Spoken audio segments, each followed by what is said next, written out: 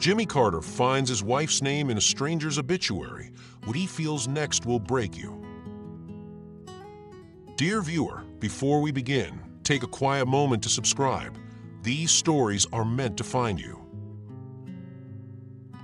In the quiet town of Plains, Georgia, where time drifts more slowly and neighbors call each other by name, life has a way of unfolding gently. It is the late 1980s, and though the world beyond is rushing into a new era, here the days are still marked by the rustle of pecan leaves, the low hum of crickets at dusk, and the sound of screen doors closing with a soft clap. It is in this place, modest, sun-washed, and rich with memory, that Jimmy and Rosalynn Carter continue their life together, not as former figures of history, but simply as husband and wife. On one such morning, the sun crept over the horizon like a quiet blessing, casting a honeyed glow through the kitchen window of their modest home. The house stood humbly on Church Street, framed by rose bushes Rosalynn had tended for years and a white rocking chair that had held generations of conversation. Jimmy Carter, now in his early 60s, awoke as he always did, early, methodical, and without the need for alarm clocks. He rose with the dignity of a man who had once carried the weight of a nation, but now found his peace in simpler things. He moved through the dim hallway with care, his hand brushing against the wallpaper that had faded from decades of sunlight. In the kitchen, he reached for the worn coffee pot, the one with the chipped handle Rosalynn never let him throw away. He ground the beans with deliberate rhythm, listening to the familiar crunch. As the coffee brewed, he pulled back the lace curtain above the sink and watched the yard slowly awaken, the sycamores swaying in a breeze that carried the smell of earth and old promises. Upstairs, soft footsteps sounded. Rosalynn, her presence always preceded her, a quiet warmth that filled a room before she even stepped into it. She appeared at the top of the staircase in a pale blue dress that fell just below her knees, a cream cardigan wrapped gently around her shoulders. Her silver-streaked hair was pulled into a loose bun, though a few strands had escaped, framing her kind, observant face. "Morning," she said, her voice like a smile. Jimmy turned, eyes lighting up the way they always did when he saw her. "Coffee's ready." She joined him at the small wooden table by the window, where sunlight poured in across the lace tablecloth like a slow hymn. They sat facing each other, two lives woven tightly by time, faith, and resilience. Outside, a bird sang from the dogwood tree.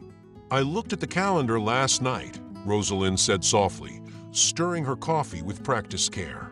"We're 5 days away." Jimmy paused, then smiled. "From what?" She raised her eyebrows with a playful look. "Don't act surprised. The renewal of vows, remember?" He chuckled quietly, rubbing his hands together as if the idea still made him nervous. "Right. That." She leaned forward, resting her hand on his. "They want to celebrate us, Jimmy. 42 years is something worth honoring." He looked at her, really looked, at the lines around her eyes, deepened by joy and sorrow, at the grace in her every gesture. "I know," he said. "It just feels a little much." Rosalynn smiled. "It's not about spectacle. It's about love. About showing people what lasting marriage looks like. Especially these days." He nodded, taking a sip of his coffee, the bitterness softened by her words. "The whole town seems more excited than we are." "Well, the church ladies are planning something special. There's talk of a choir surprise." Jimmy laughed gently. "Lord help me."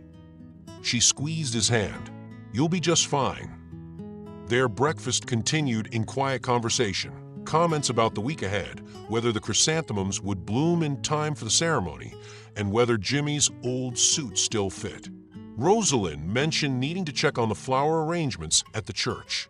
He offered to pick up his suit from the tailor that afternoon. At one point, Jimmy caught himself just watching her, how she held her coffee, how her eyes crinkled when she smiled. There was a kind of reverence in the way he looked at her, not dramatic or spoken, but quiet and anchored in years of shared days. In that moment, nothing needed to be said.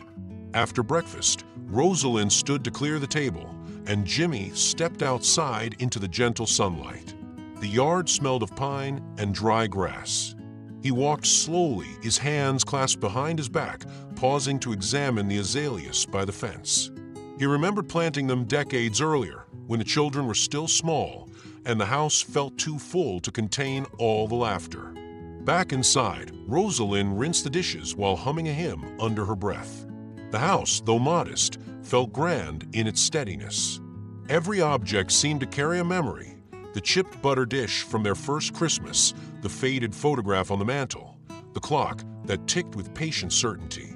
Jimmy returned and leaned against the doorframe. "I'll head to town in a bit. Pick up the suit." She nodded without turning around. "I'll stop by the church on my way to the store. Miss Lydia wanted me to look at the altar flowers." He smiled. "Don't let them talk you into carnations. You hate carnations." She looked over her shoulder, laughing. "I already vetoed them yesterday." And then, for a while, they said nothing. The kind of silence that speaks louder than words.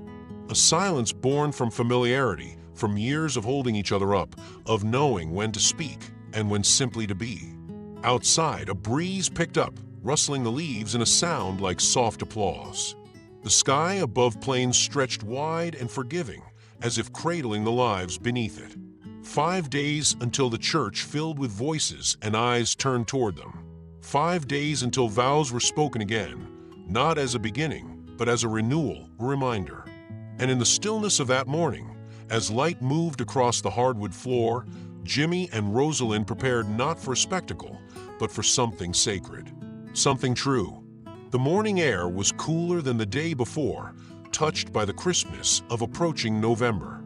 Jimmy Carter stepped out onto the porch, his straw hat in hand, and a small cloth shopping bag tucked beneath his arm. The streets of Plains were quiet at this hour, just the occasional murmur of a neighbor raking leaves or the gentle hum of a pickup truck turning a corner. He walked the familiar path into town with the measured pace of someone unhurried by time. Life here didn't demand speed, only presence. Along the way, he greeted those he passed: Mrs. Dupree, hanging linens on her front line; Mr. Hollis, already seated outside the hardware store sipping coffee from a thermos. "Morning, Mr. Carter," they said with warmth and familiarity. "Morning," he replied, lifting a hand in his gentle way. "Big day coming soon," someone added with a wink.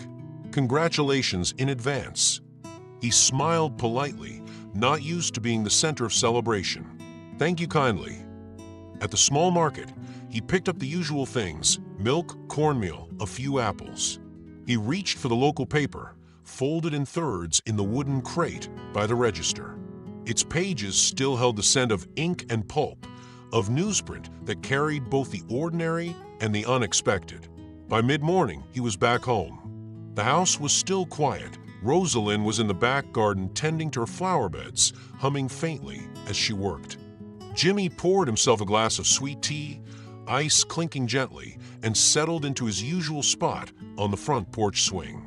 The morning light stretched across the yard in soft streaks, warming the white railings and wicker chairs. With his feet planted firmly on the floorboards, he opened the newspaper and began flipping through. He lingered over the local events, glanced at the editorial, and skimmed the classifieds out of habit. Then he turned to the obituaries, something he did more out of reverence than interest. He believed every life, no matter how distant, deserved at least a moment of acknowledgement. It was there, amid names and dates and solemn phrases, that his eyes caught something peculiar. Edward Harper, 83, passed peacefully at home. A retired professor, he lived quietly in Macon but spent his early years in Plains. He was a veteran, an amateur poet, and a lifelong lover of classical music. In his final days, he spoke with tenderness of Rosalynn S., his unforgettable companion in Plains.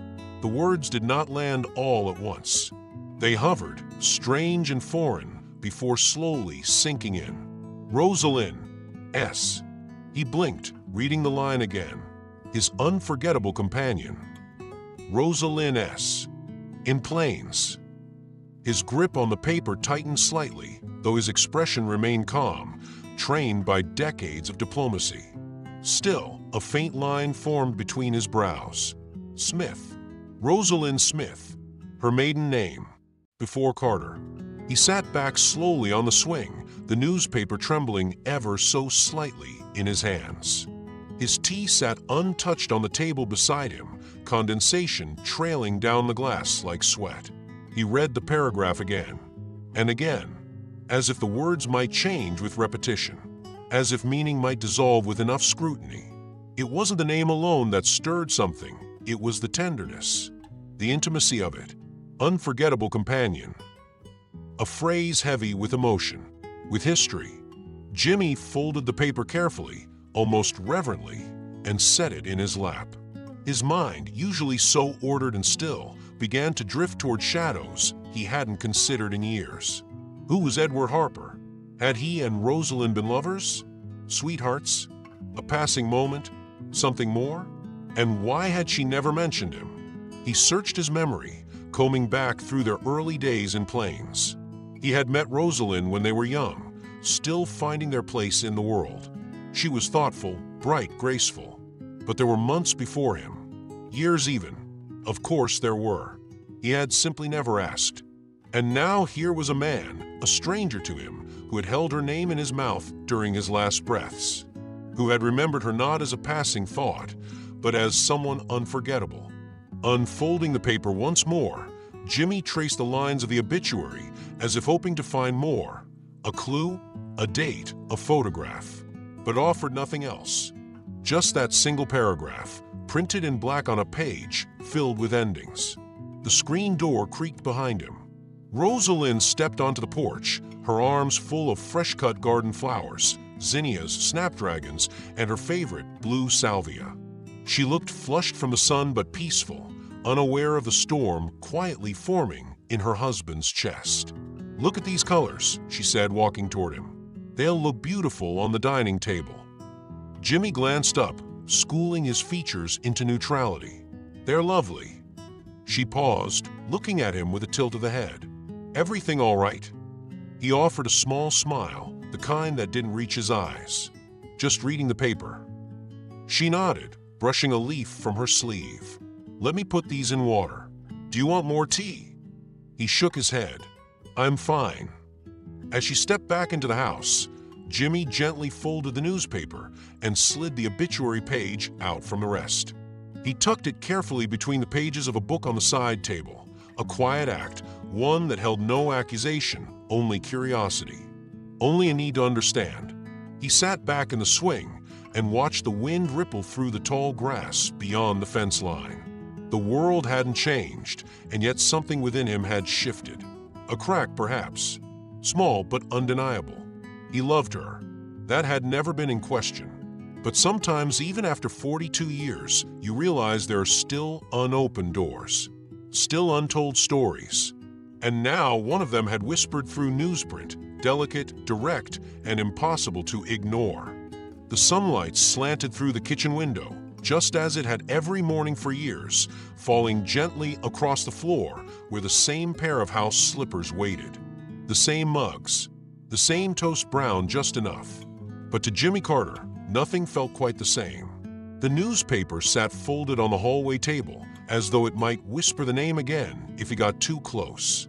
All morning, he moved through his routines with practiced ease, watering the plants on the back porch, sweeping fallen leaves from the path. But something in him was out of step, one beat off from the world around him. He poured Rosalynn her usual cup of tea, placing it at her side as she sat in the den working on the church program.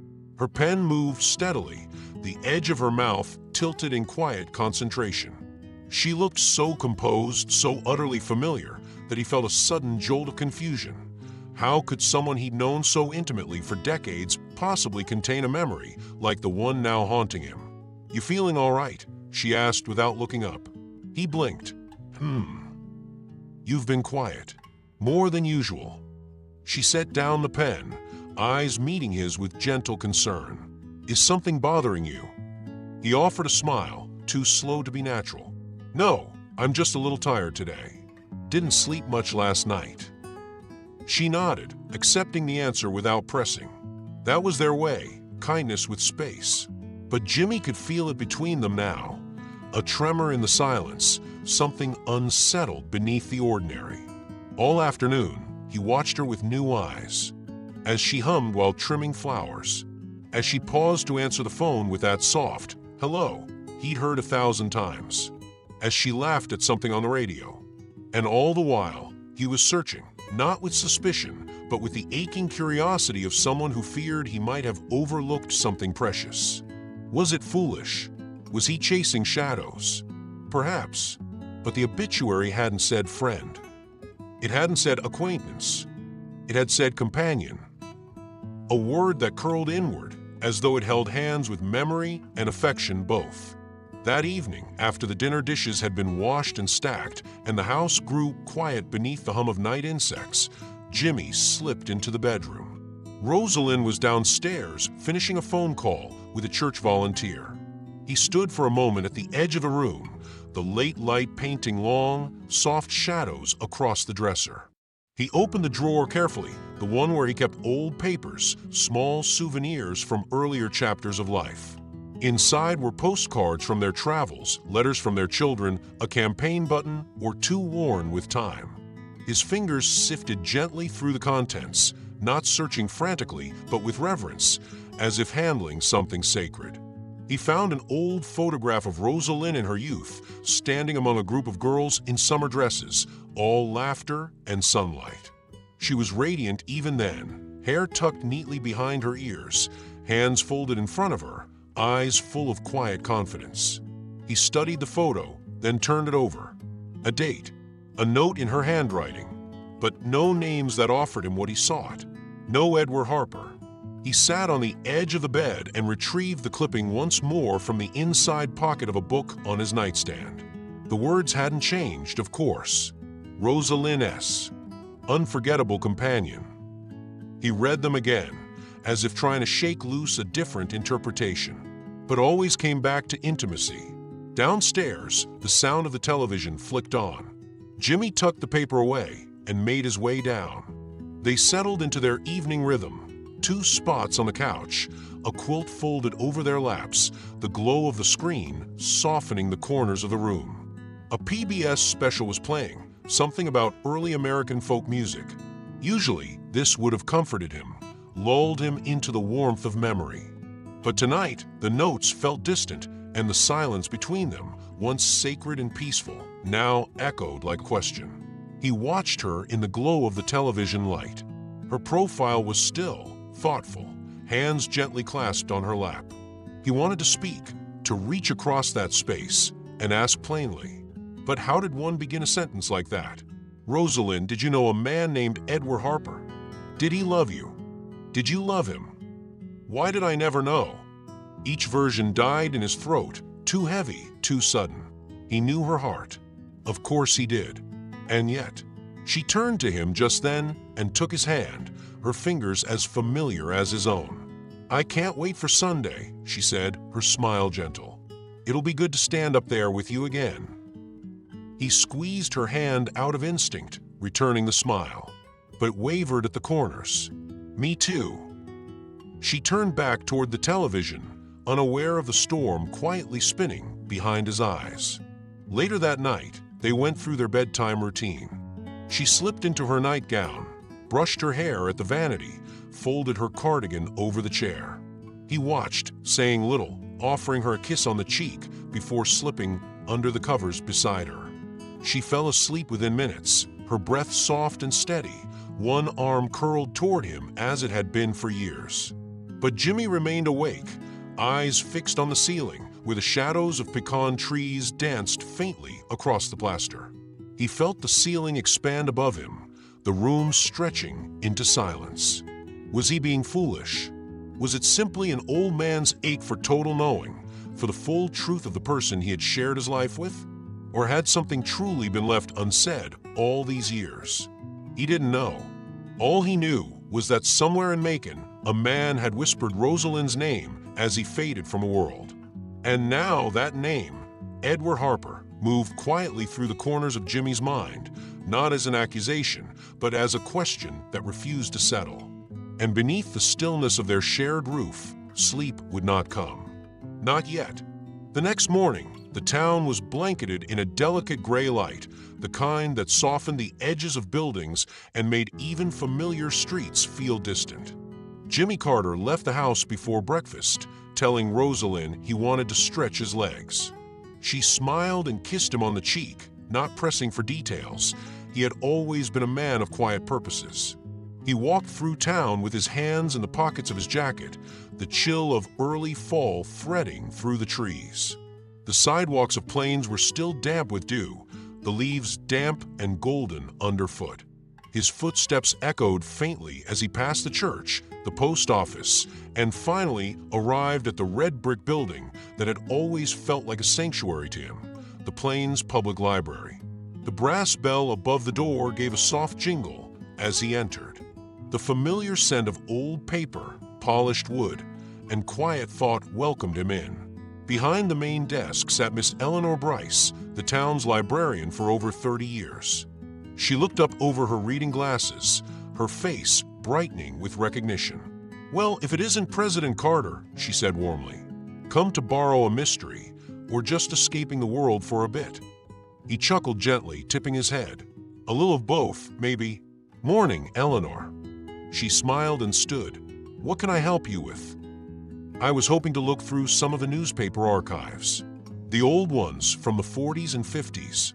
I'm working on a little piece about Plains history." Her eyes lit up. "That sounds like you, always preserving the past." He gave a half smile, appreciative but quiet. She led him to a long oak table near the back, where sunlight slanted through the tall windows and dust floated gently in the air like particles of memory. After a few minutes, she returned with several large, leather-bound volumes, editions of the Plains Courier, each one heavy with time. Jimmy sat down and opened the first book slowly, carefully turning the delicate pages. The newsprint had yellowed, the ink faded in places, but the voices of the past were still there: weddings, school plays, local politics, birth announcements. The rhythm of life as it had been, preserved in headlines and grainy photographs. He moved patiently through the years, scanning for any mention of Edward Harper. His heart beat a little faster each time a name came close. An Edwin, A. Harper and Sons, an H. piano repair, but none matched. Then, in the 1947 volume, he found it. A short article titled "Youth Night at First Baptist Brings Music and Joy to Congregation" filled a third of the page. There, halfway through the piece, his eyes landed on the line: "Rosalynn Smith at piano accompanied Edward Harper in a duet of Abide With Me." Their performance was the evening's quiet highlight. Below that, a photograph. His breath caught. In the black and white image, a younger Rosalynn sat at the upright piano, her hands just above the keys. Standing beside her, smiling, was a tall young man, thin, sharp-featured, with an earnestness in his eyes. They were laughing at something mid-motion, but it was Rosalynn's face that held him. Her smile was open, unguarded. Her eyes sparkled. The kind of expression one wore only when completely at ease, with oneself, with the moment, with the person beside them. Jimmy stared at the photo for a long time. He had seen countless photos of her over the years, some public, some private, but never this one. Never with him. He closed the volume slowly, carefully smoothing the cover with the palm of his hand. His fingers lingered there, pressing down, as if trying to still the tremor inside him. Outside, the wind had picked up, tugging at the trees and stirring the air with a sudden force. We stepped back onto the street. The world felt louder than it had an hour ago. The sky had darkened slightly, the sun tucked behind a veil of cloud, and dry leaves swirled at his feet as he walked. He moved through the streets, not with urgency, but with the slow deliberation of someone rearranging pieces inside himself. Each step echoed not just across the pavement, but in his thoughts. As he passed the white steeple of First Baptist Church, he paused. From the open doors came the scent of lilies and clean linens. Inside, volunteers moved quietly, draping pews with white cloths, fastening ribbons to ends of benches. The sanctuary was being prepared, their sanctuary, for Sunday's vow renewal. He stood there for a moment, rooted, watching, listening to the muffled laughter of women arranging hymnals, the click of heels on tile. The past and present met awkwardly in his chest. Just days ago, he had looked forward to this ceremony as a quiet celebration of enduring love. Now that love felt layered, still real, still strong, but not untouched by the years. Returning home, he climbed the porch steps with slower steps. Rosalynn wasn't in sight, likely still tending the zinnias or preparing tea. He slipped into the study and pulled out the current week's newspaper. With quiet hands, he unfolded it and retrieved the clipping of Edward Harper's Obituary, smoothing it once more on the desk. Then, from his jacket pocket, he drew out the photograph page he had carefully removed from a 1947 bound volume. He looked at them both for a moment, Rosalynn and Edward smiling side by side, and the final line of a man's life that still held her name. Without a word, he folded the two pages together, present tucked around past, and slid them into the hollow of the book he kept by the nightstand. Not to bury them, not to forget, but to keep them near. Sometimes, even when love is steadfast, it must stretch to make room for what it never knew. And in that quiet act of keeping, Jimmy Carter closed the drawer, not with answers, but with a growing readiness to ask. The sanctuary of First Baptist Church shimmered with quiet activity. Late afternoon light filtered through the stained glass windows, casting ribbons of color onto the polished wooden pews. There was laughter, the rustle of silk ribbons, and the faint scent of lilies and chrysanthemums, flowers chosen with care for a celebration that had stirred the entire town. Women bustled about in gentle, unhurried harmony, their arms full of flowers and hymnals. Among them was Rosalynn Carter, her cardigan sleeves pushed to her elbows as she arranged blooms with Miss Lydia and Mrs. Amos. She moved with that serene focus she had always possessed, gentle, attentive, graceful. Every stem she touched seemed to fall into its perfect place. Jimmy stood apart from the activity, near the back of the sanctuary, his arms crossed loosely over his chest. His expression was unreadable to those who passed by, a calm, composed presence. But behind the quiet of his posture was a man suspended between reverence and unease. His eyes moved from Rosalynn to the choir, from the altar cloths to the gleaming piano near the pulpit. Every detail seemed wrapped in meaning he couldn't quite name. He watched Rosalynn laugh as one of the younger women accidentally knocked over a vase. She stooped to help, smiling through the minor chaos. The sound of her laughter warmed the air. And yet, it didn't reach Jimmy the same way it once had. The past few days had unsettled something in him. He tried not to let it show. His upbringing, his nature, demanded restraint. But each smile, each glance between the flower petals and the altar carried weight. What else had he missed? A voice interrupted his reverie. President Carter. He turned startled and found himself facing Pastor Elaine, a tall, energetic woman with silver hair pulled into a braid and a spirit that filled any room she entered. She placed a hand gently on his arm. "It's so beautiful to see you and Rosalynn being honored this way.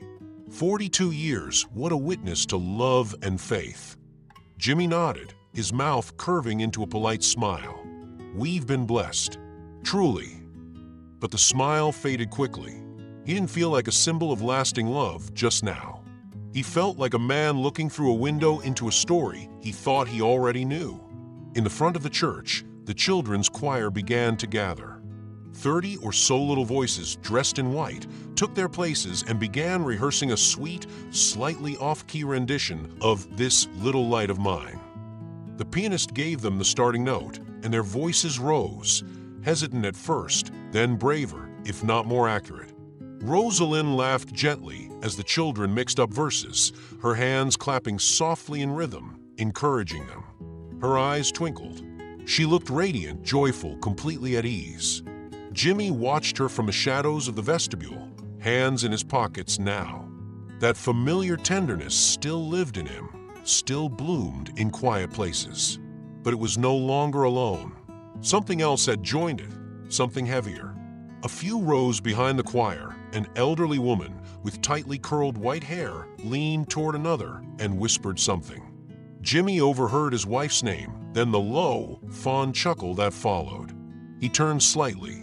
"Excuse me," he said gently, his voice mild. "I couldn't help but hear. You were saying something about Rosalynn." The woman smiled, unbothered. "I was just telling Mabel here how Rosalynn always had music in her bones. Even as a girl, so talented, especially when she played with that Harper boy.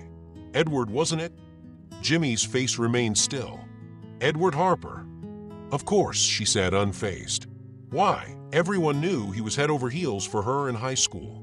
Followed her around like a pup. It was the talk of every church picnic. Sweet boy. Could sing like an angel." He let out a soft chuckle. "Well, I didn't know that. Sounds like harmless teenage stuff." "Maybe," she said with a wink. "But some things linger longer than people admit." He offered a gentle nod, excused himself, and made his way toward the door, the laughter and music behind him growing softer with each step. Outside, the air was cooler, the wind carrying with it the scent of pine needles and turned earth. The light was fading fast now, casting long shadows across the sidewalk. He walked home without rush, each footfall matching the slow churn of thoughts inside him. The street was quiet, the town peaceful, but Jimmy's mind was restless.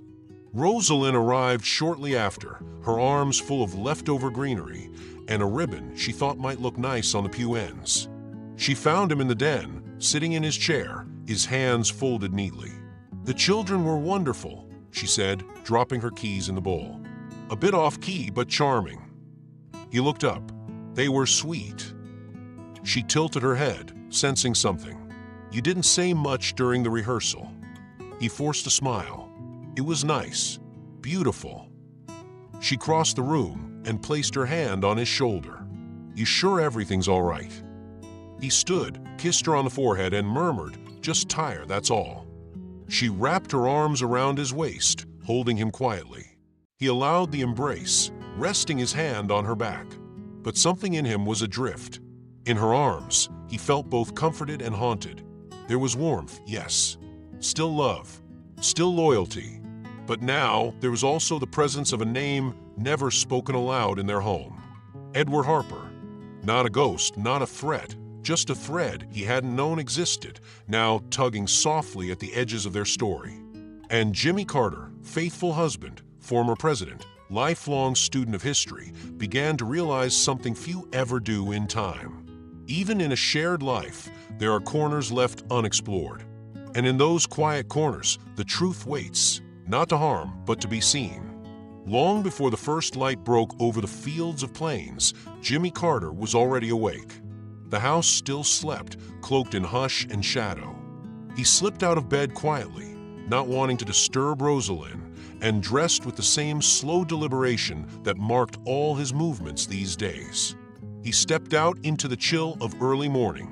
The porch boards creaked softly beneath his feet, and the scent of damp earth rose with the breeze. With hands in the pockets of his jacket, he walked out past the garden, beyond the fence that bordered the property, and down the narrow path that curved along the old pecan grove. The land here had memory in it.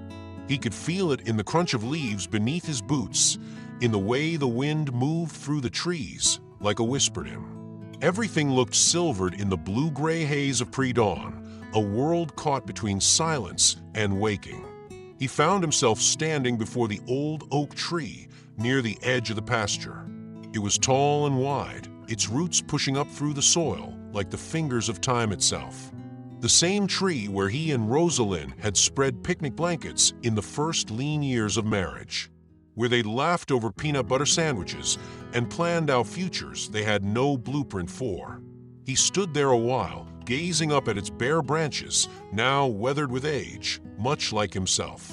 He thought of those early years, the sweet uncertainty of youth, the days when just being near her felt like something holy. He had known her laugh, her walk, the curve of her handwriting, but had he known everything? He turned back toward the house, the questions stirring like wind against the back of his mind. By the time he returned, the sun had begun its slow climb, casting long streaks of gold across the yard. The kitchen was warm now, filled with the smell of toast and the faint sound of Rosalynn's humming as she moved between the sink and the stove. "Morning," she said, her voice light as she placed a small dish of preserves on the table. She wore a pale blouse tucked into a soft brown skirt, her silver-streaked hair pinned loosely. Jimmy nodded, sitting across from her. "Morning." As they ate, she spoke gently about the coming Sunday, how the invitations had all been confirmed, how Miss Lydia was bringing her famous lemon bars, how the choir would wear matching sashes the children had painted. She smiled at the thought of it all, the way her eyes crinkled at the corners. Jimmy stirred his coffee slowly, watching the cream swirl like smoke. He wasn't quite listening, at least not to the details. He was listening to the cadence of her voice, the familiar rhythm of life moving forward. When a pause came, he spoke. "I read something yesterday. In the paper." His voice was soft but steady. She looked up from her plate. "Oh, a man named Edward Harper passed away." There was a flicker in her expression, a subtle pause not of guilt, but of memory long tucked away. Her fork stilled on the edge of the plate. "My God, I hadn't heard. I didn't even know he was still alive. Was he in Atlanta?" Jimmy shrugged, keeping his tone casual. The obituary didn't say. She sat back slightly, folding her hands in her lap. "We were friends when we were younger. From the church. He was very kind. Quiet." Jimmy nodded. "You were close." She hesitated, just for a moment. Then her gaze returned to his, steady. "We were friends. That's all." The words hung in the air, simple and firm. But to Jimmy, they landed with weight. Not because he doubted her truth, but because he felt something being placed between them. A line, a border he hadn't known was there. "Of course," he murmured, offering a small smile. He looked back at his coffee as if the answer might change with the swirl of the spoon. The conversation drifted elsewhere, back to choir schedules and altar arrangements, to what time they ought to arrive on Sunday morning. Rosalynn's voice regained its brightness, her movements fluid once more. But something in Jimmy remained still. He glanced down at her hands resting on the table, those familiar hands that had written letters to governors, picked tomatoes in their garden, held their children's foreheads in fever. He had always loved those hands. And now, for the first time in decades, they felt slightly unfamiliar. As if, beneath the surface, they carried a story he hadn't read. She stood after a while and began tidying the dried flowers on the sideboard, rearranging the sprigs of lavender and eucalyptus she kept in a blue ceramic jug. She hummed a tune he didn't recognize, soft and contented, as she moved around the room. Then, gathering a basket of linens, she started up the stairs, still humming, as if nothing had changed. But something had. Jimmy remained seated, his hands curled around his mug, now cold. It wasn't jealousy he felt. Not quite. It was something quieter, sadder. The ache of knowing that love, even the most faithful kind, could never fully undo the parts of a person shaped before you arrived. That even after 42 years, there were echoes in the heart that never spoke aloud. And perhaps that was all right. Perhaps every marriage carries a drawer that's never opened, a room never fully explored. But knowing that didn't soften the sting. It only made the silence feel more deliberate. He looked toward the stairs where her footsteps had faded. He still loved her, more than anything. But now he knew there were voices in her story he'd never heard. And one of them had spoken briefly, tenderly, from the final paragraph of a forgotten obituary. The air was bright and dry when Jimmy Carter walked up the stone steps of the Plains Historical Society and Museum. A humble building with white siding and green shutters, it sat on the edge of town like a timekeeper, modest, watchful, filled with the dust of decades. He hadn't planned this visit.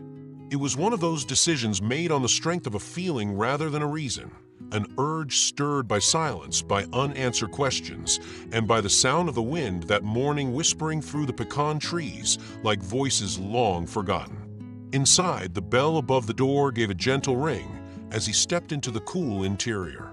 Behind the reception desk sat a young woman in her 30s, wearing a floral blouse and a wide smile. "President Carter," she said, standing quickly. "What an honor. Can I help you with something?" He nodded politely. "I was hoping to look through some of the community church records." particularly youth events from a Methodist church here in Plains around the mid-1940s. Her eyes lit with interest. "Of course. We've got a few boxes in the back, programs, photos, even handwritten notes from events. Let me go pull them for you." She disappeared behind a curtain, and Jimmy took a seat at the reading table by the window. The room smelled of old paper and lemon oil, and a faint beam of sunlight fell across the floor in golden stripes. He rubbed his palms together slowly, a nervous rhythm he hadn't felt in years. Moments later, the young woman returned with a worn cardboard box, carefully placing it in front of him. "Take your time," she said warmly. "You might find more than you expect." Jimmy gave a grateful nod. "That's what I'm afraid of." She chuckled, not catching the weight beneath his voice, and returned to her desk. Alone now, he opened the box. Inside were stacks of old event programs, newsletters, and fragile church bulletins bound by faded ribbon. Some pages were brittle with age, their corners curled like leaves in late fall. He moved through them with reverence, tracing names he recognized, smiling faintly at photos of long-gone neighbors. Then he found it, a yellowed program marked Spring Concert, April 1946, Plains Methodist Youth Fellowship. The cover was adorned with hand-drawn flowers and musical notes. He turned the page. Featured performers: Rosalynn Smith, piano; Edward Harper, vocal soloist. His breath caught, not with surprise, but with the quiet confirmation of something he'd hoped might not exist in black and white. He turned the program over. There on the back, in faint blue ink that had bled slightly into the paper fibers, was a short handwritten note. R, that your music never stops. E. He read it once, then again, and again. The handwriting was delicate, careful. The period after her initial. The flourish in the E. The words were not dramatic, but they were intimate. More intimate than a boy's flirtation. It was the kind of message that lingers even after years pass. He held the paper in both hands, afraid to crease it, afraid it might dissolve if he blinked too hard. There it was, undeniable. A voice from the past, still alive on paper. The room was quiet. The clock ticked. Jimmy closed the program and stood, returning the rest of the papers gently to the box. He gave the young woman a soft thank you, then stepped back into the sunlit afternoon, the concert program carefully tucked inside his coat. He didn't go home immediately.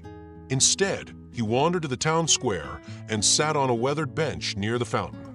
The program rested in his lap, though he no longer looked at it. Across the lawn, children were playing, racing between trees, squealing in delight, their shadows skipping ahead of them. He watched them for a long time. And then he remembered himself and Rosalynn younger, sitting beneath the old oak on their first spring as husband and wife. She had spoken of children back then, of names and lullabies and hand-sewn blankets. He remembered the way her voice filled with warmth when she imagined their life ahead. He remembered thinking, "This woman is mine." But now, watching those children run, he wondered how much of her was already shaped by someone else before I arrived. That night, back at home, Rosalynn was on the porch watering the planters she had lovingly arranged the week before. A breeze stirred her skirt and lifted the hem of her blouse. She looked peaceful, humming something soft, a tune Jimmy couldn't name. She saw him walking up the path and waved. "Out enjoying the air," she called. He lifted a hand in reply, offering a smile he knew wasn't quite whole. Inside, the house was filled with the scent of rosemary and dried lavender from the bunches she kept in vases. He walked upstairs to their bedroom and opened the drawer by his nightstand. Inside, folded with painful precision, lay the obituary of Edward Harper and the church bulletin from 1947. He placed the concert program beside them, smoothing its edges as though it deserved a dignified rest. These weren't just clippings now. They were fragments of a chapter he hadn't been invited to read until now. Downstairs, she called up, "You all right, Jimmy?" He hesitated, then called back, "Just tired." There was a pause. Then her voice again, light and trusting, "Come down soon. I'll make us some tea." "All right," he replied. Later, they lay in bed, each turned slightly toward their own side. The wind moved softly outside the windows, brushing against the panes with a hollow, restless sigh. He listened to her breathing in the dark, steady, untroubled. The same breath that had rested beside him for more than 4 decades. And yet, tonight it felt farther away. He stared at the ceiling, his hand resting just inches from hers, and wondered how many other names had once lived in her heart, however briefly, without ever reaching his ears. Not out of secrecy, but simply because no one had asked. And in that silence, the wind whispered again, through trees, through years, through unopened drawers of memory. The house was quiet that morning except for the hum of the ceiling fan and the occasional creak of the old floorboards. Jimmy sat in his armchair by the front window, a book open on his lap, but unread. He held the spine gently, his eyes following lines of text he didn't fully absorb. From the kitchen, he heard the phone ring, a long, steady sound that echoed through the hallways like it had for decades. Rosalynn's voice rose in greeting, warm and cheerful. "Yes, Pastor Elaine, good morning," she said. Her tone shifted into a focused, friendly rhythm, the kind she always used when organizing things. Jimmy stayed still, his hand resting on the open page. He wasn't listening on purpose, not exactly. But when your life has moved in step with someone else's for 42 years, it becomes impossible not to hear between the words. Rosalynn laughed softly into the receiver. "Yes, everything's on track. The flowers are arriving Saturday morning. I think the white cloths for the pews are in the church basement already." Jimmy glanced out the window at the breeze stirring the pecan trees. "The choir," Rosalynn said. "Oh, I'm so looking forward to hearing them. I heard they're singing 'Come Thou Fount of Every Blessing.' It's such a beautiful hymn. I used to play it back in college. It always stays with you, doesn't it?" Jimmy felt the words settle into the room, soft and uninvited. It always stays with you. He had always known that music was part of her, woven into her movements, her silence, her joy. But it was something he had never fully entered. He admired it, even loved it in her, but always from the outside. The call ended. She stepped into the living room a moment later, her face alight with quiet anticipation. "Elaine asked if you wanted to say a few words at the altar," she said gently. Jimmy looked up. "Me? Yes. Nothing big. Just something from the heart. She thought the community would like that." He nodded slowly, closing the book on his lap. "I think I can. I'm not sure what I'll say yet, but I'll think about it." She smiled. "You'll find the right words." But he wondered. The next morning, they walked together down the narrow path toward the church. The late autumn wind tugged at the hem of Rosalynn's coat, and Jimmy held the door for her as they stepped into the stillness of the sanctuary. The air inside was cool and faintly floral, the scent of lilies and old wood mingling in a quiet hush.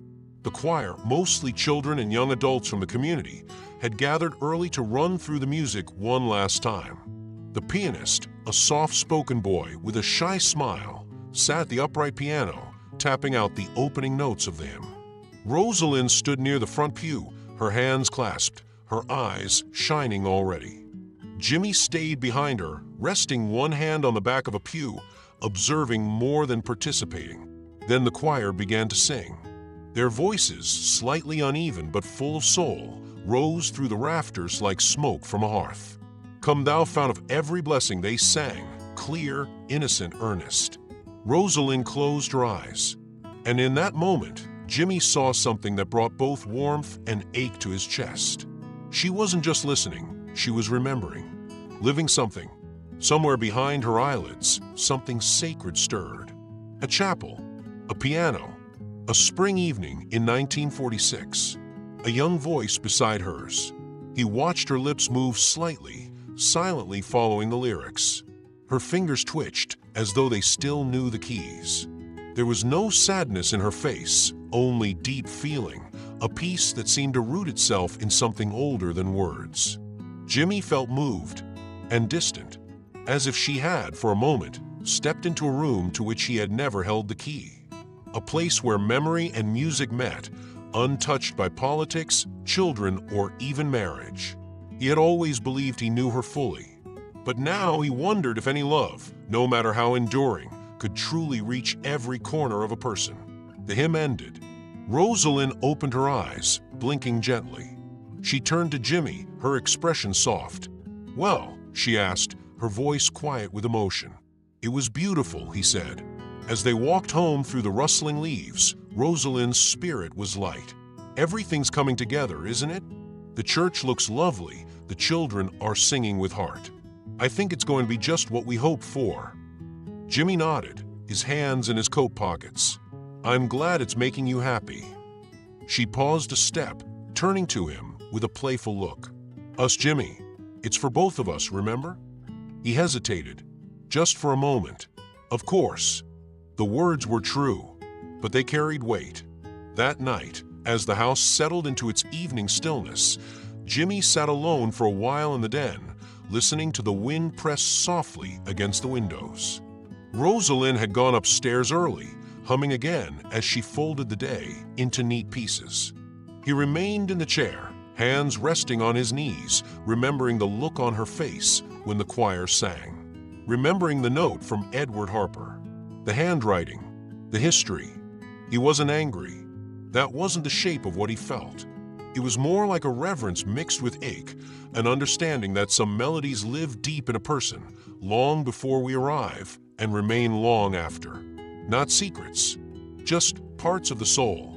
When he finally joined her in bed, she was asleep already, one arm curled under her cheek. He slid in beside her gently, careful not to wake her, and lay staring into the dark. Somewhere down the hall, a floorboard creaked.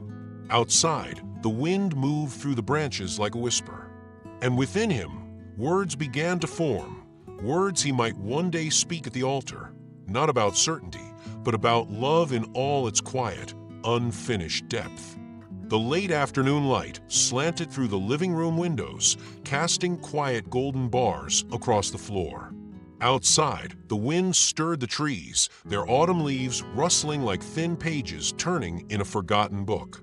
The world was calm, the kind of calm that settles just before something shifts. The mail arrived late that day, as it sometimes did in planes. Jimmy Carter stepped out onto the porch, nodding to the mailman with habitual courtesy, and brought in a small stack of envelopes, some bills, some flyers, one envelope hand-addressed in careful script. He turned it over in his hands. The return address read St. Michael's Hospital, Atlanta. It was addressed to Rosalynn. He glanced toward the hallway. He could hear the shower running upstairs, the gentle, rhythmic sound of water against tile. She wouldn't be down for a while. He stood there for a moment, the envelope light in his hands, but suddenly heavy with possibility. Then, without truly meaning to, he opened it. Inside was a small sheet of stationery. The handwriting was round, slightly uneven, like that of someone who had written many similar notes in a lifetime of care. "Dear Mrs. Carter, I hope you don't mind my writing. My name is Keller, and I was one of the nurses caring for Mr. Edward Harper in his final days. He often spoke of planes, especially in the quiet moments when pain dulled and memory took over. He mentioned you by name more than once.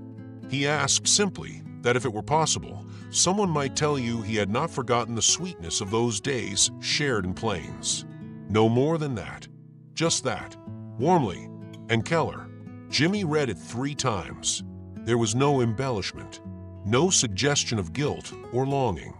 Only a truth, spoken at the edge of life. He had not forgotten the sweetness of those days shared in planes. Jimmy folded the letter with slow, careful hands, as if afraid it might crumble. He walked into the den and opened the bottom drawer of the side table, retrieving the small bundle he had begun to keep. Inside were the newspaper clipping with Edward's obituary, the 1946 concert program, and now this. He placed the letter beneath the others, smoothing them flat with the heel of his hand, then closed the drawer quietly. Footsteps sounded on the stairs. "Did anything come in the mail?" Rosalynn asked, her voice light as she descended, her hair wrapped in a towel, sleeves rolled to her elbows. Jimmy, without turning, answered, "Just some advertisements. Nothing worth keeping." She nodded, passing through the room toward the kitchen. "I'll make tea." He stood still for a moment longer, then followed, his face unreadable. Later that day, while the house basked in the stillness of late afternoon, Jimmy slipped into his small office at the back of the house. It wasn't more than a desk and a window, a bookshelf filled with worn titles, and a globe that hadn't been spun in years. He sat down with a legal pad and fountain pen and stared at the blank page for several minutes. Then slowly he began to write. Rosalynn, the first word read. Then, on the day we married, I thought I knew every part of you. He paused. His hand hovered over the paper. The ink shimmered faintly where it had dried. He tried again, scratched out a few more lines, but the words wouldn't come. They floated just out of reach, tangled with feelings he couldn't yet name and questions he wasn't sure he had the right to ask. He set the pen down, folded the paper in half, slid it into the drawer beside the empty ones. A few minutes later, Rosalynn appeared in the doorway, holding a small plate. Brought you something. He looked up. She entered the room with an easy grace, wearing a soft cardigan and her usual kindness. She placed a plate of shortbread cookies on the desk. It's a pretty sky, she said. Want to come sit a while and watch the sunset? He nodded, rising without a word. They sat side by side on the porch, the same porch where they'd passed 1,000 evenings, watching the horizon blaze and fade. The sun sank slowly, the sky washing into gold and rose and lavender. Insects hummed low in the grass. A bird chirped once, then fell silent. Rosalynn leaned back in her chair, sipping her tea. Jimmy watched the line of trees, their darkening silhouettes like sentinels against the last light. After a long silence, he spoke. Do you think it's possible to hold love in your heart for a very long time? Quietly, I mean, without telling anyone. She turned to look at him. Her face softened, and something in her eyes, age, memory, wisdom, glimmered with recognition. I think, she said slowly, that the heart has its secrets, even from ourselves sometimes. He nodded, but the expression on his face didn't ease. If anything, it deepened. She didn't press. She never did. She only reached for his hand, resting hers on top of it. It was warm, familiar. He looked down at their hands for a long moment, then turned his gaze back to the sky. The colors were fading now, the light slipping away, and in the stillness between them, something remained unsaid, not out of fear or anger, but because even after decades of shared days, some truths arrived too late to be spoken and too true to be denied. The sun rose soft and golden over Plains, Georgia, casting a warm hush over the town that rarely stirred too early. But on this day, the eve of something long awaited, the town was already alive. The church, nestled on the corner of Church and Magnolia, was draped in white satin bows and green garlands. Volunteers moved in and out of the sanctuary like dancers in a quiet choreography, their arms full of lilies, hydrangeas, and tender voices hushed with reverence. Children carried hymnals. Women smoothed tablecloths in the fellowship hall. The scent of cut flowers hung in the air, mingled with the faint aroma of lemon polish and something older, something sacred. Rosalynn Carter was in their bedroom, standing before the mirror. She had changed into a simple but elegant dress in a soft ivory hue, with lace that touched her collarbones and sleeves that kissed her wrists. Her silver-streaked hair was pulled into a low chignon, and her cheeks bore a soft, natural flush. She wasn't dressed for glamour, but for grace. Jimmy stood in the doorway, leaning against the frame, arms folded loosely. He had watched her try on 2 other dresses earlier. None had pleased her like this one. She turned now, the skirt swaying gently with the movement, her eyes searching his face. Well, she asked, a trace of nervousness in her voice. Is it too much? He looked at her for a long moment. There was something so familiar, and yet something not quite reachable. You look beautiful, he said, and meant it. Her shoulders softened. She crossed the room in 3 quiet steps and wrapped her arms around him, holding tightly. 42 years, she murmured. Can you believe it? He returned the embrace, his hands resting on her back.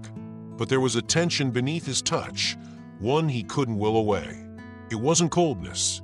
It was conflict. the kind that sits in the quiet hollows of a person. She didn't seem to notice, or perhaps she chose not to. Later that afternoon, while Rosalynn was downstairs making tea and arranging a basket of thank you notes for the church ladies, Jimmy slipped into the study.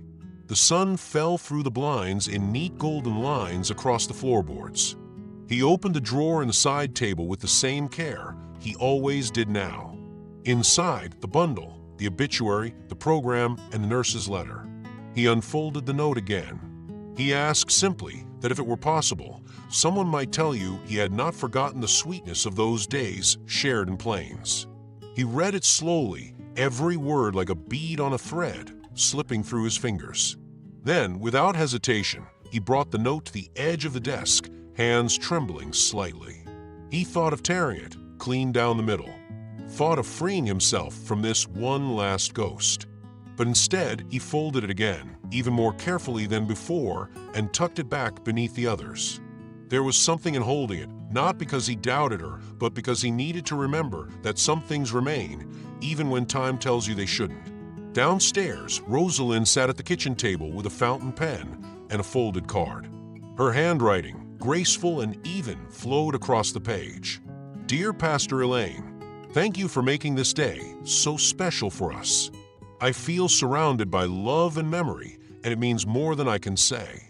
She paused and looked toward the stairs. Jimmy. He appeared a moment later. Have you written anything for tomorrow? She asked. Her voice was light, teasing. He gave a half smile. I was thinking of improvising. She laughed. I trust you, but don't make me cry too much, all right? I'll try, he said. That evening, they dined by candlelight, not by plan, but by habit. A quiet nod to something they hadn't done in years. The power hadn't gone out.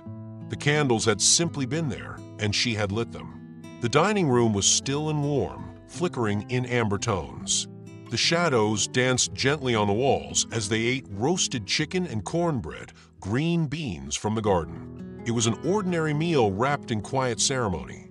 Rosalynn talked about the flowers again, about how Miss Lydia had insisted on tying the bows herself. She talked about how the children's choir was practicing again that evening, how the little Sanders boy had finally memorized his verse.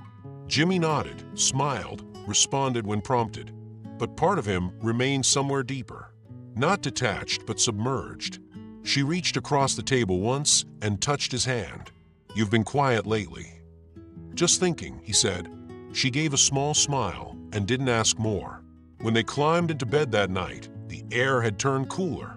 The window was cracked slightly, and the wind pushed through the curtain in slow sighs. The scent of pine and soil drifted into the room. They settled under the quilt, the candlelight now replaced by moonlight. In the hush between them, she reached out and found his hand. He took it, folding his fingers around hers. Her hand was warm, steady, familiar, but in his heart, something stirred that had no shape, only weight. He squeezed her hand, and she returned the pressure. But as they lay there in the dark, only inches apart, Jimmy felt the thinnest veil between them, woven not of lies or loss, but of memory. And as the wind brushed against the window once more, he wondered, what kind of love lives quietly in the folds of time? And what kind of silence is left when it stays there too long? The sun rose with quiet resolve that Sunday morning, casting long golden ribbons across the red clay roads of Plains, Georgia. The wind moved softly through the pecan trees, brushing the world awake like a mother would her sleeping child. It was a beautiful day, warm, steady, bright. A day meant for celebration. Inside the modest Carter home, Jimmy sat at the edge of the bed in silence, his feet resting on the braided rug, his hands loosely clasped between his knees. He was already dressed in his white shirt and pressed slacks, the gray suit jacket hanging neatly on the hook behind the door. The air was still, broken only by the distant hum of a lawnmower somewhere in town. He stared down at the floorboards, not with sadness, but with a quiet intensity, like a man reading something he couldn't quite translate. After a few minutes, he stood and moved slowly toward the dresser. He took his time adjusting the collar, threading his tie with practiced hands and wiping his black shoes with an old cotton cloth that had seen every campaign and Sunday service since 1952. The bedroom door opened softly. Rosalynn stepped in, dressed already in the simple ivory gown she'd chosen weeks before. Her hair, now mostly silver, had been pinned into a smooth low bun, and she wore a string of tiny pearls that once belonged to her mother. She paused when she saw him, her eyes soft. He looked up. Their gazes met. There was no need for words. They smiled, gently, quietly. There was tenderness, yes, but also something else. Distance. A thin veil between them, almost invisible but felt. They finished getting ready in near silence, each moving through familiar motions as if choreographed long ago. As they stepped out of the house together, hand in hand, the sunlight wrapped around them, and the scent of fresh earth and blooming camellias carried through the air. The church was already beginning to fill. On Magnolia Street, neighbors walked side by side, dressed in Sunday best. Children skipped up the path, their shoes freshly shined, clutching small bouquets. Elderly women with soft smiles helped each other up the steps. There were familiar faces everywhere, people who had watched them raise children, lose elections, build gardens, bury friends. Inside the sanctuary, the pews creaked under the weight of decades and devotion. Banners of white and green lined the aisle, and fresh lilies adorned the altar. The scent of wax and hymnals hung in the air. Pastor Elaine stood near the pulpit, a clipboard in hand, her face bright with joy. When she saw the Carters arrive through the side entrance, she walked to them quickly. "Today is a day of light," she said warmly, placing a hand over Rosalynn's. "A day to honor what lasts." Rosalynn's eyes shimmered. Jimmy nodded, managing a smile. As they entered, applause rose, not loud but full of love. People stood politely, some clapping, some wiping their eyes. Children in the front pew turned around in their seats to see the couple walk in. Rosalynn squeezed Jimmy's hand once. He returned the gesture. The children's choir was lined up nervously near the piano, clutching their music sheets like lifelines. Their robes were slightly uneven, some with crooked collars or scuffed shoes beneath. But their eyes shone. Rosalynn gave them a small, reassuring smile and a discreet wave toward a particular girl in the third row, Martha, and the granddaughter of their neighbor, who had just turned 7. Jimmy noticed the look of recognition between them and felt something catch in his chest. He turned his eyes to the sanctuary. The decorations were lovely, elegant but humble. Soft white linens, simple greenery, a wooden cross draped with a clean white cloth. He felt emotion rise in his chest, uninvited. A small wave. But he swallowed it, clearing his throat quietly, retreating back into the steady mask he knew so well. The choir began to sing. "Come Thou Fount of Every Blessing" filled the sanctuary. Tender, earnest, slightly off-pitch in places, but beautiful in its imperfection. Beside him, Rosalynn closed her eyes and sang along softly. Her lips barely moved, but Jimmy could hear the faint hum of her voice beneath the children's. He turned to her profile, the gentle curve of her cheek, the peace in her brow, the way her fingers rested loosely in her lap. She looked serene, but inside him something stirred. Was it him she remembered? Edward with the voice and the blue ink, the one who had written of sweetness and music and memory? The thought came uninvited. He tried to silence it, but it was there, humming beneath the hymn. At the interlude, during the brief recess before the vows, people mingled quietly in the aisles. Laughter floated gently among them. An older man approached Jimmy, tall, thin, with deep-set eyes and a cane he barely used. "Walt Dobbins," he said, shaking Jimmy's hand firmly. "We met in 44, oversheesh. You probably don't remember, but I remember you, and I remember her." He nodded toward Rosalynn. She always had that something. Grace. Quiet strength. "You're a lucky man." Jimmy nodded slowly, offering a polite smile. "Thank you, Walt. That's kind of you." But the words landed strangely. He did not feel lucky, not entirely. He felt seen, and yet not fully known. Like someone living a life from within a photograph, framed and admired, but with parts forever hidden beyond the mat. As he looked back toward the altar, where Rosalynn now stood gently adjusting a child's collar, he realized he didn't love her any less. But he also realized there are spaces inside a person that even a lifetime cannot fill. And sometimes, love must exist in the shadow of the unknowable. The light inside the church had softened with the hour. What began as a bright morning now leaned gently into afternoon, golden sun slanting through the tall windows, warming the backs of the wooden pews. Dust danced in the air like slow-moving snowflakes. The children's choir had sung, the prayers had been said, and now all eyes turned to the altar where Jimmy and Rosalynn stood, side by side. The pastora's voice, steady and reverent, filled the room. And now Rosalynn and Jimmy have chosen to share their own words, their own vows, after 42 years of marriage. A sacred gesture, a promise renewed not because it was broken, but because it endured. There was a hush, the kind of quiet that presses on the heart. Rosalynn turned slightly to face her husband, holding a small card in both hands. Her fingers trembled only slightly as she looked up and began. Her voice was gentle, clear, and low, like a melody remembered from long ago. "Jimmy," she said, "there's so much I could say, but I'll keep it simple, the way we've lived. Thank you for walking beside me all these years, for the peace of our home, for the quiet mornings and the quiet evenings, for never needing loudness to feel present." A few people in the pews nodded, already moved.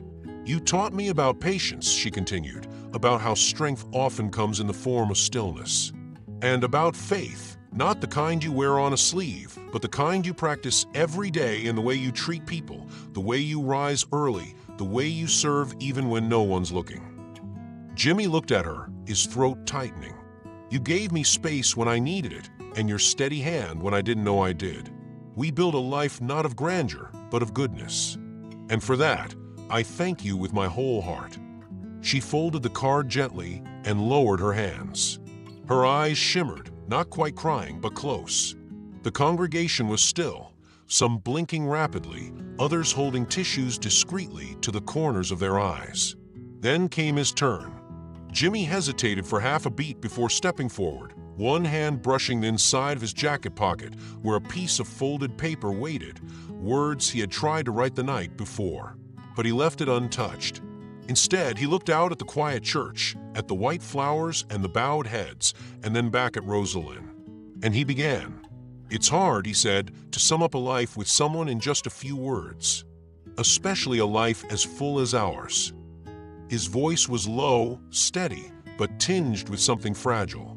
"I could say that you've been my anchor, my compass, the heart of our home. And that would be true. I could say that I was a better man because of you. That's also true." Rosalynn smiled, her hands clasped in front of her.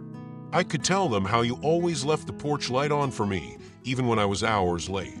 Or how you never once forgot to kiss me goodnight, even on the days we disagreed." He paused, the breath catching in his chest. "And how somehow you always made space for everything. For children, for grief, for silence, for hope." He looked down briefly, then back up. "But I'll tell you the truth," he said, and now his voice dropped even lower, his eyes flickering not just with emotion, but something deeper. "Even after 42 years, there are parts of you I'll never fully understand. Corners I've never seen. Melodies I'll never quite hear the way you do." Rosalynn tilted her head, her expression softening. "And yet," Jimmy continued, "even without understanding everything, I'm still here. I'm still choosing you, still grateful, still learning."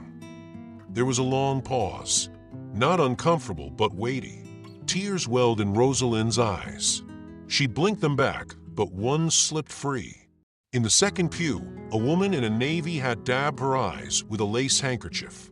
Beside her, an older gentleman cleared his throat, trying to compose himself. Jimmy stepped back, and the pastora returned to the pulpit. With hearts full, she said, "Let us now move to the renewal of rings, symbols not of perfection, but of permanence." A quiet rustle swept through the sanctuary as the small velvet box was passed forward. Jimmy took the ring first. His fingers trembled slightly as he held Rosalynn's hand. Her skin was warm and familiar, but in that moment, it felt impossibly delicate. Like porcelain, like history. "With this ring," he said softly, "I promise again." He slid the ring onto her finger. It fit like it always had. Then Rosalynn lifted his hand, her own steadier than his. "With this ring," she echoed, "I remember us."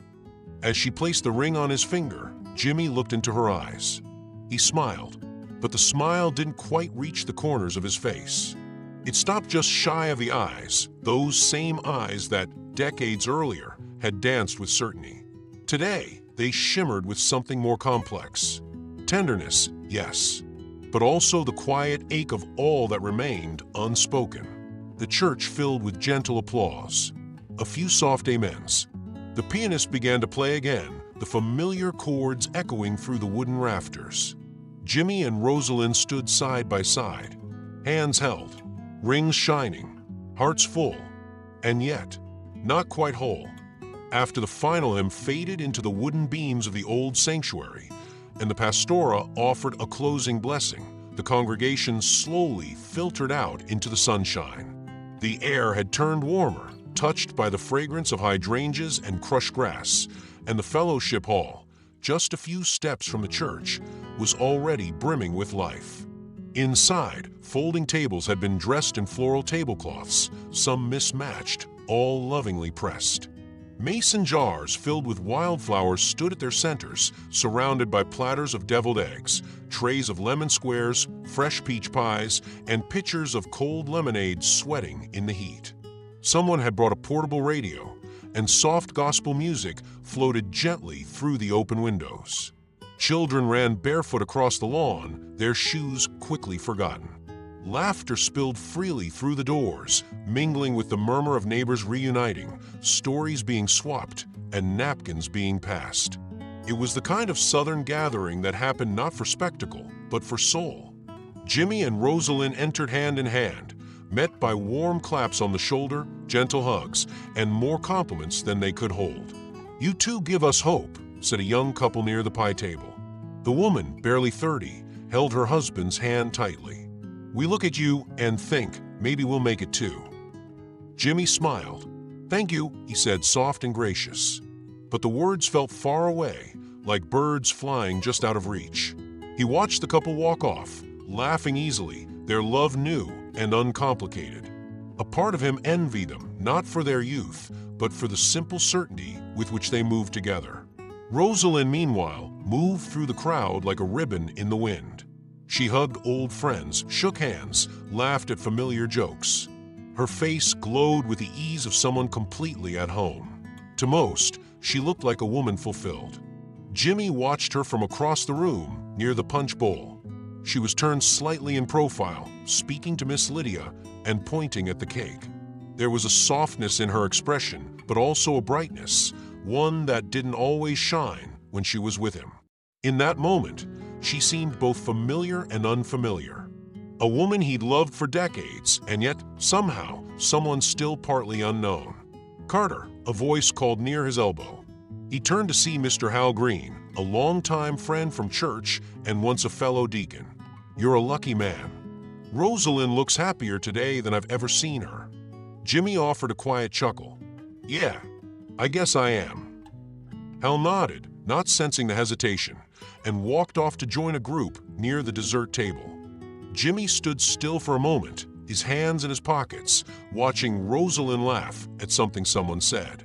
Her head tilted back just slightly, her hand resting on her chest as she laughed, a gesture he remembered from years ago. It hadn't changed. He felt a sudden wave of emotion swell in his chest, like the rising tide brushing up against something buried.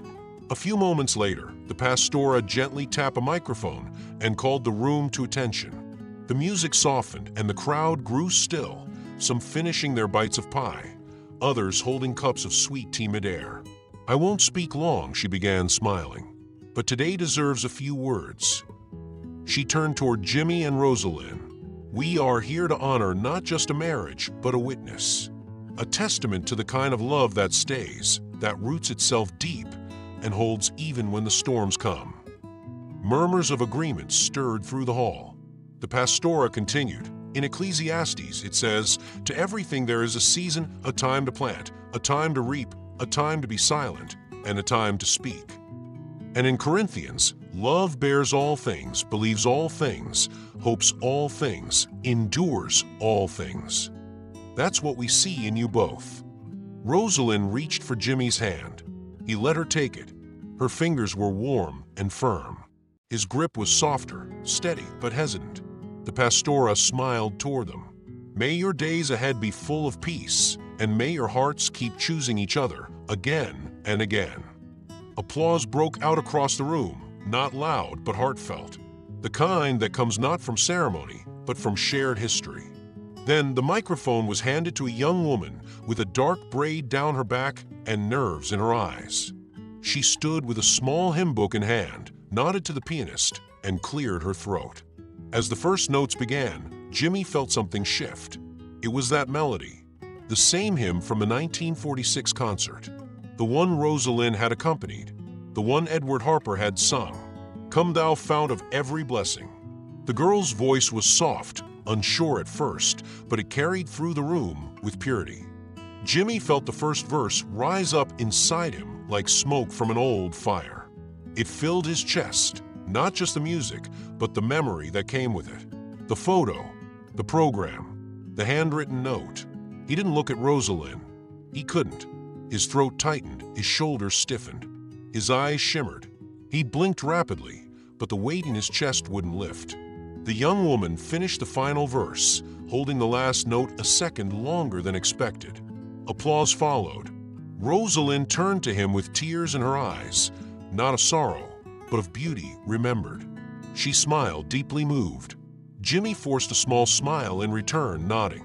But inside, he was unraveling. The song had opened something he had been trying for days to keep folded neatly out of sight. Rosalynn reached again for his hand. This time, he took it more fully. But his eyes, glistening under the fluorescent lights of the fellowship hall, told a different story. It wasn't grief, exactly. It was recognition. That love, even the steadfast kind, carries its own undercurrent of mystery. And sometimes it sings. The afternoon had folded itself into evening by the time Jimmy and Rosalynn returned home. The house stood in golden quiet, the porch bathed in soft amber light. The air smelled faintly of cut grass and warm pine. A few birds still called from distant trees, but the world, for the most part, had settled into a hush.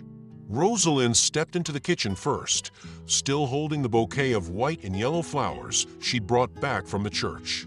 The lace ribbon around the stems fluttered slightly as she filled a glass jar with water and placed the flowers carefully inside. Without a word, she moved through the house with the calm efficiency of someone who knew every creak of the floorboards. She adjusted the cushions on the porch swing, set out 2 glasses for tea, and opened the screen door to let in the cooler air of dusk. Jimmy had gone upstairs. The stairs groaned under his weight, slow and deliberate. In the bedroom, he loosened his tie, slipped off the gray jacket he'd worn to the ceremony, and changed into a soft flannel shirt and khaki slacks. Everything he did slowly, more from the weight in his chest than any stiffness in his joints. When he came back down, he found her on the porch, seated comfortably in the old wicker chair beside the swing. Her legs were crossed neatly at the ankle, and an album rested in her lap.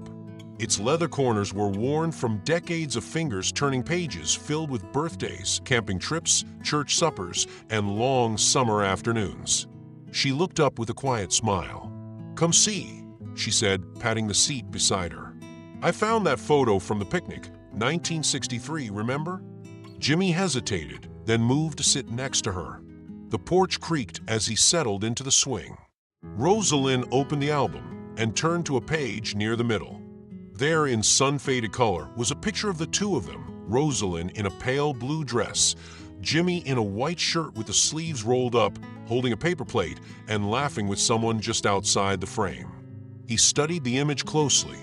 Not just the two of them, but the edges, the trees, the folding chairs, the blanket on the grass. He seemed to be searching for something, or someone. The day passed quickly, didn't it?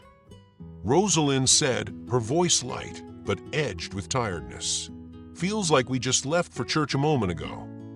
Jimmy nodded faintly. "It did," he murmured. She looked at him with the same curious tenderness she'd always shown when he grew quiet like this. "You've been somewhere else all evening," she said gently. "Are you all right?" He didn't answer immediately.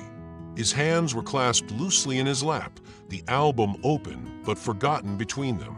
"I'm just thinking," he said finally, "about everything. About us." Rosalynn reached forward and slowly closed the album. The sound of the pages folding back together was soft but final. She placed the book on the small side table and turned her full attention to him. Jimmy was staring out toward the fields, where the light was beginning to fade into shades of lavender and gold. There was a silence between them. Not heavy, not hostile, just full. Then, with a voice quiet as dusk, Jimmy asked, "Did you love him?" Rosalynn didn't flinch. She didn't ask who. There was no need. Her eyes dropped for a moment, not in shame, but in a kind of quiet remembering. She folded her hands in her lap and drew a slow breath. "Yes," she said. Her voice did not tremble, but in another way. "And a long time ago." Jimmy looked at her then, not the young girl at the piano from the old photo, not the laughing bride from the picnic, but the woman beside him now, silver at her temples, calm in her soul. "I never knew," he said, not accusingly, but as one confessing a wound he'd only just realized had been bleeding. Rosalynn reached for his hand. Her fingers, warm and familiar, rested over his. "I didn't hide it to deceive you," she said. "It just didn't belong in the life we built. It ended before we even truly began. I never saw him again after I met you. Not truly." Jimmy turned his hand under hers, palm to palm. His was rougher now than it had been on their wedding day, but it still remembered the feel of hers. "Why didn't you tell me?" he asked. Rosalynn's gaze drifted toward the fields. "I don't know," she admitted. "Maybe I thought it didn't matter, that we would have enough between us to hold everything." Jimmy's throat ached with something he couldn't name. Not jealousy, not anger, something more elusive, something like mourning. "Sometimes," he said slowly, "I wonder if I ever really knew all of you." Rosalynn leaned back in her chair and looked at him. Her voice was quiet. "Maybe we never truly know anyone entirely," she said. "Not even the people we love most. We see them as they are with us. But we all carry old songs, forgotten letters, bits of longing no one else ever hears." Jimmy turned that over in his mind, staring at the horizon, where the sun was now a sliver. "And yet," he said, "you chose me." "Every day," she replied. He nodded. They sat in silence for a while, listening to the cicadas begin their evening chorus. The breeze stirred the edges of the porch curtains, and somewhere down the road, a dog barked once, then fell silent again. Rosalynn reached once more for the photo album, opened it to that page from 1963, and let it rest between them. Jimmy looked down at the picture. He didn't smile, but he didn't look away. And slowly, as the stars began to emerge one by one, they sat together, two lives, braided not just by years, but by everything said and unsaid. Still choosing, still listening for the quiet, music only time reveals. The night settled over plains like a soft wool blanket, heavy and warm. Outside, the rhythmic hum of cicadas slowed into a gentle whisper, as though the world itself had grown tired from the day. Inside the small Carter home, lights had been dimmed room by room until only the kitchen glowed faintly under the golden light of a single bulb above the sink. Jimmy stood alone at the window, his hand resting on the counter's edge. The faint outline of trees swayed beyond the glass, caught now and then by a breeze that rattled the window pane just enough to be noticed. In his other hand, he held the letter, creased now from repeated readings, the ink beginning to fade at the folds. He read it one last time, though every word was already engraved in him. Rosalynn should know he never forgot the sweetness of those days in Plains. He stared at the closing line, then folded the letter slowly, reverently, like it was something sacred. He slid it back into the envelope, returned it to the drawer beside the stove, and closed it gently. Upstairs, Rosalynn had already gone to bed. He turned off the light, climbed the stairs, and paused in the hallway, hand resting on the doorframe of their bedroom. The door was half open. Inside, the only light came from a small lamp on her nightstand, its shade casting an oval of soft amber across the bedspread and the wall behind her. She was lying on her side, her back to the door, one hand tucked beneath the pillow. Her breathing was even and quiet, not yet asleep, but no longer in the world of conversation either. Her silver hair fanned lightly across the pillowcase, like spun thread. Jimmy stepped inside, closing the door with the soft click of someone used to being careful with sound. He removed his slippers, hung his shirt on the back of the chair, and eased himself onto the mattress. The bed creaked faintly beneath him, familiar and forgiving. He lay on his back for a moment, staring up at the ceiling where the faint shadow of the ceiling fan danced in slow circles. The silence between them had stretched and deepened since the ceremony. It wasn't a silence of anger or resentment. It was older than that, something lived in and heavy, like the hush of a church after the final hymn. He turned slowly on his side and looked at her. Though she faced away, there was no coldness in her posture. She was simply there, like always, like every night of their shared life.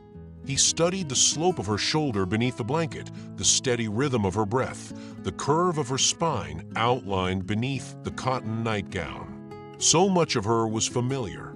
So much of her he had memorized. And yet now, in the quiet, she felt distant, not in miles, but in memories, in the weight of things left unsaid. After several minutes, her body shifted slightly. She turned a fraction toward him, just enough for her shoulder to tilt, her head to angle back the smallest degree. Her eyes remained closed. It was a gesture without expectation, a movement as unconscious as sleep itself. Jimmy reached out. His hand hovered for a breath, then descended gently, his fingers brushing the fabric at her shoulder. He rested his palm there, not firm, not hesitant, but searching. Not a claim, not a correction, just contact. His voice came soft, hoarse from disuse. "I'm still here," he whispered. Her lips parted with the smallest breath of air. "I know," she said, not turning, not needing to. The words floated between them like a shared secret. He left his hand where it was, his arms stretching across the space that had grown between them not just tonight, but over the days, the years, the layer moments of joy and ache. It wasn't forgiveness. It wasn't even understanding. It was simply presence. A reaching out, not for answers, but for what remained. The lamp cast its amber glow on Jimmy's face, creased and thoughtful, worn by time and public service, but marked even more deeply by the invisible toll of emotion.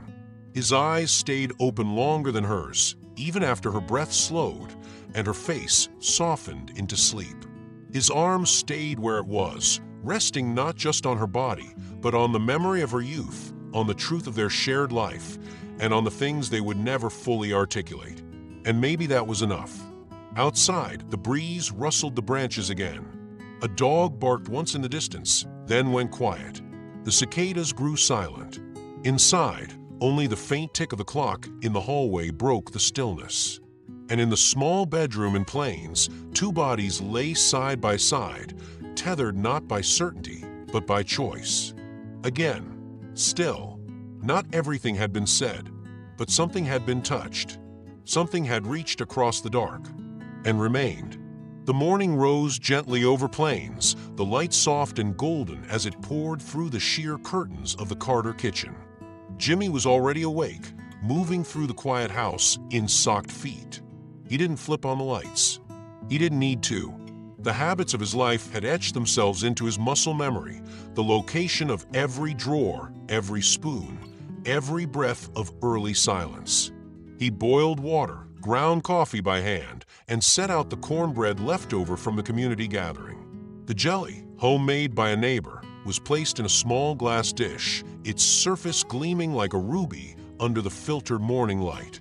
The kitchen smelled of memory and something deeper, something like devotion wearing the face of routine. He set the table for two. 2 mugs, 2 plates, cloth napkins folded loosely, all without thinking, all with care. Rosalynn came down a few minutes later, barefoot, wearing a pale blue dress with a white cardigan draped loosely over her shoulders. Her silver-streaked hair was pinned back simply, as it always had been when there was work to do. Her steps were light, but her gaze sought Jimmy's face the moment she reached the bottom of the stairs. He smiled just a little and pulled out her chair. They sat. The sound of clinking cutlery and the faint hum of cicadas from the open window accompanied them. The air was warm, but not yet heavy. A breeze shifted the curtains. Finally, Jimmy broke the silence, not looking up from his mug. Yesterday was beautiful. Rosalynn looked over at him, her face soft with memory. It was, she said. I was happy to see so many familiar faces again. It felt full. He nodded, then bit into the cornbread. The silence returned, not quite as heavy as before, but still present. She dabbed her lips gently and added, I need to return a few of the casserole dishes folks brought for the celebration. I made a list. Jimmy looked up. I can take one back now if you'd like. Just to the church.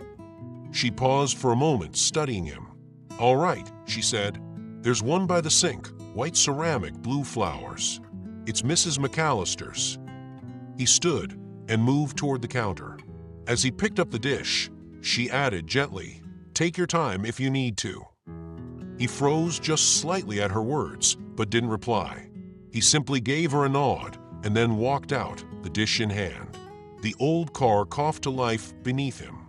Jimmy adjusted the mirror, backed out of the driveway, and turned down the winding road that led to the church. The sky was still low and gold, not yet bleached by the southern sun. Plains was beginning to stir, shutters opening, dogs barking, sprinklers ticking across lawns. He switched on the radio, letting the soft static fill the car before the station settled. A host was speaking, low and familiar, his voice tinged with Georgia drawl. And next, a song that climbed the charts just a few years back. Tina Turner, What's Love Got to Do With It? The first notes rang out, slow, sultry, inquisitive. Jimmy's hand hovered over the dial. He thought of switching stations. He thought of turning it off. But instead, he let it play. Tina's voice filled the car, rich and questioning. What's love but a second-hand emotion? Jimmy stared at the road ahead. The pavement shimmered slightly in the morning haze. Trees arched above the road like cathedral beams, and the sunlight filtered through their branches in streaks of white gold. Who needs a heart when a heart can be broken? He listened, really listened to the words. Not just the melody, not just the rhythm, but the ache in them, the doubt, the truth. He pulled into the church parking lot, but didn't get out. The song continued, unhurried, unapologetic. And somewhere between the lines of that chorus, Jimmy Carter felt something begin to shift. Not a revelation, not an epiphany, but a slow, weighted understanding that settled deep in his chest like a stone sinking to the bottom of a well. It wasn't about Edward Harper. Not really. It was about all the pieces of Rosalynn's life he had loved without ever fully holding. It was about the stories she hadn't told, not out of secrecy, but out of preservation. Not everything had been spoken, but that didn't mean it hadn't mattered. And maybe love wasn't always about knowing everything. Maybe it was about staying, about carrying the weight of what you'd never fully understand, and doing it anyway. As the last notes of the song faded, Jimmy leaned back in the seat and exhaled long and slow.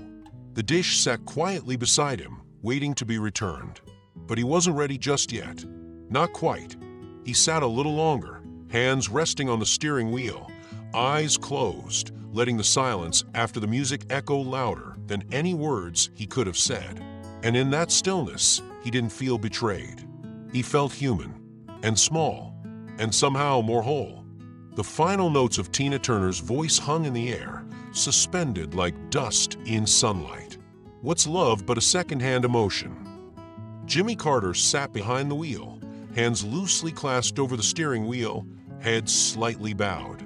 The old AM radio hummed with soft static as the song faded out, but its words remained, reverberating within him as if stitched into the lining of his chest. Who needs a heart when a heart can be broken? He closed his eyes. Outside, the heat was rising in Plains. A single mockingbird called from the church eaves, and somewhere down the road, a screen door slammed. But inside the car, inside Jimmy, there was only stillness. In that stillness, memories stirred, not the sharp, curated kind one selects for speeches or interviews, but the living ones, quiet and uninvited. Rosalynn dancing barefoot with neighborhood children on the porch, her hair pinned up, but always coming loose. Rosalynn reading aloud on long train rides, pointing to phrases and laughing before he had time to catch up.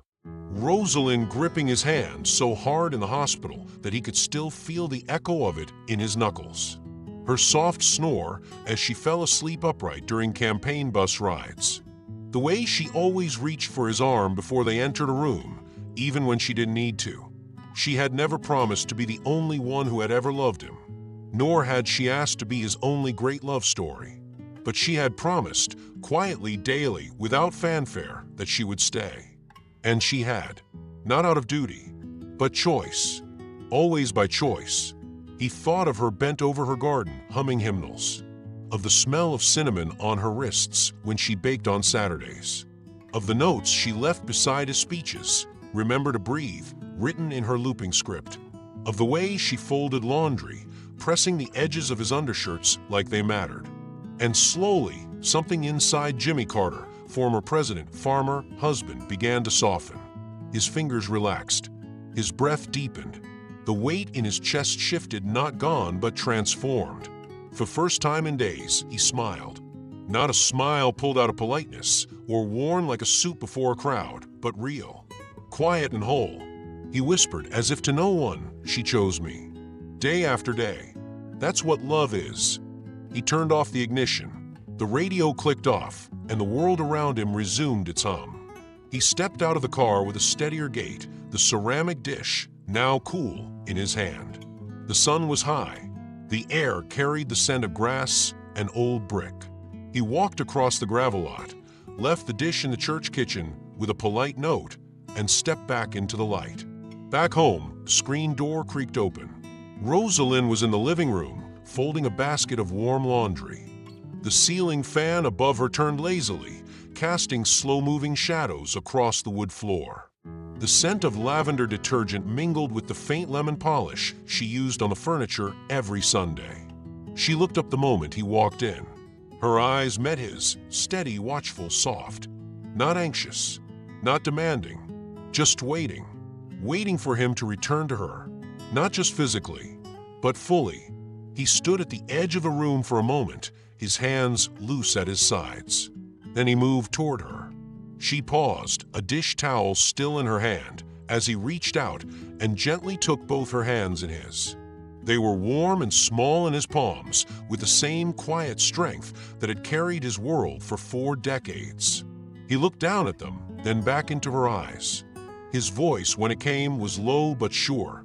"It doesn't matter what happened before," he said. "Whatever came before us, whoever loved you, it didn't stay." He inhaled slowly. "But what we have, that's what stayed." Her eyes filled, but she didn't speak.